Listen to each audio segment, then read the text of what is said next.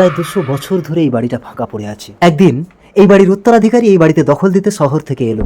এই ভুতুড়ে বাড়িতে থাকলে আমরা মরে যাব, চলো চলে যাই। সত্যি তুমি একটা কাপুরুষ, মৃত্যুকে তুমি এত ভয় পাও? আমি মৃত্যুকে ভয় পাই? চলো এই বাড়িতেই আমি গলায় দড়ি দিয়ে মরে তোমাকে সাহস দেখাবো।